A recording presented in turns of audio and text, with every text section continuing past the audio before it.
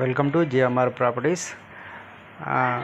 మనకు ముంబై హైవేలో upcoming villas అనేవి వస్తున్నాయండి.